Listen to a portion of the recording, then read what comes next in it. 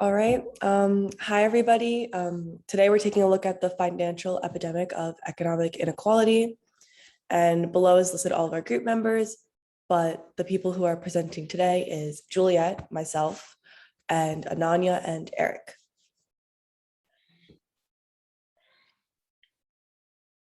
Hi, so this is a quote we found which specifically highlights the growing wealth gap. You guys can read it if you'd like.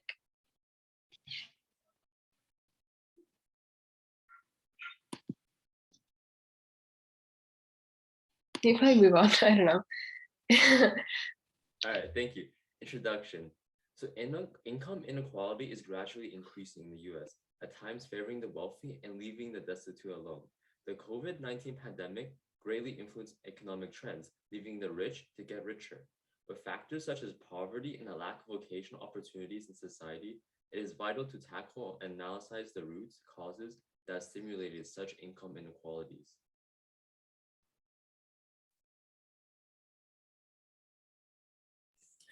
And then here are two basic graphs that highlight household and age distribution. And although these graphs are simple, they're imperative to our understanding of income equality as they serve as base factors.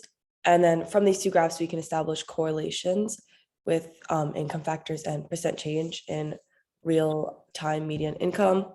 The graph on the left highlights household makeup and the median income that is made from these households. And the graph on the right is explaining the age distribution with respect to households. And as you can see on the left, the largest income is for family households. And on the right, the largest age, house makeup age distribution wise is 65 years and older.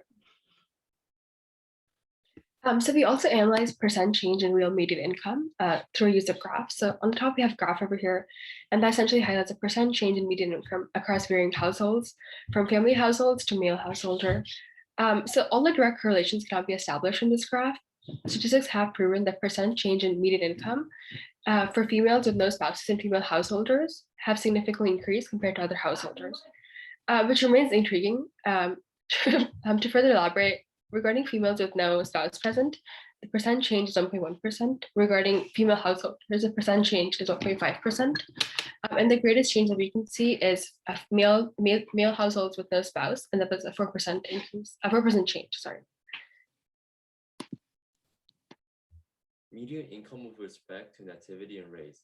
By analyzing the two graphs above and how median income in the United States of America correlates with one, nativity and race, we were able to deduce that naturalized citizens and native-born citizens tend to have greater median incomes. Additionally, another correlation established between the variables of race and median income was that Asians tend to have the higher median income, especially when compared to Hispanics who have lower incomes. And the left side, the left graph is just income based off citizenship and nativity, whereas on the right side is just median income with race. And these are just two intriguing, relationships. And then taking a look at another graph about how age and median income relate, kind of building off of the graph 2 slides ago. From this, you can see that ages 45 to 54 years tend to have the largest income. And what can often come to mind is that this is due to job stability.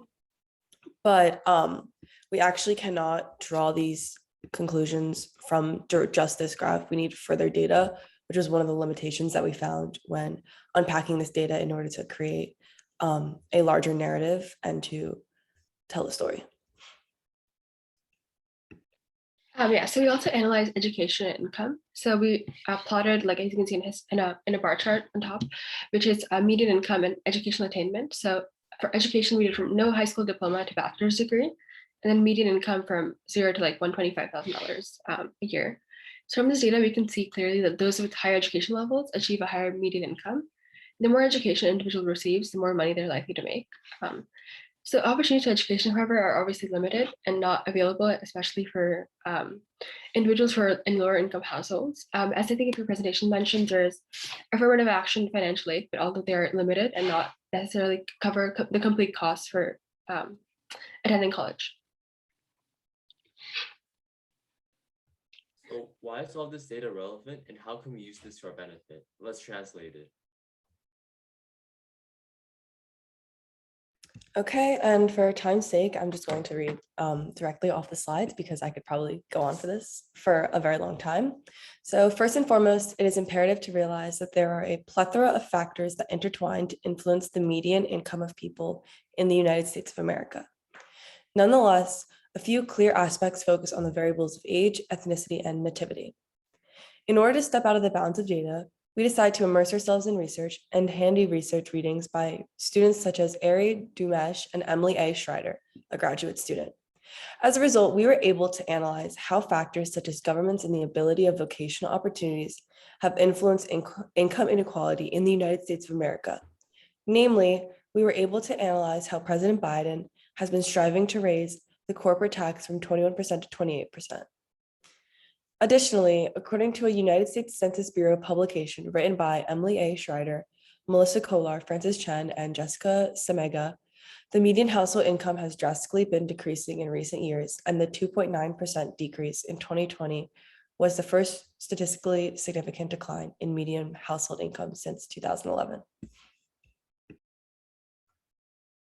So what can we take away from all of this data? So essentially, we need change. We need to be politically advocating for economical changes and considerations for the establishment of more abundant vocational opportunities, especially for lower income youth. This can help them engage in a multitude of ways and help reduce disparities between the median income and households. In a sense, despite the fact that we're unable to find a lot of unreliable data online, this minimal data has provided a great amount of insight, and it is vital that we see how pivotal data is to identifying the equation and identifying a solution. Thank you. Does anybody have any questions, please?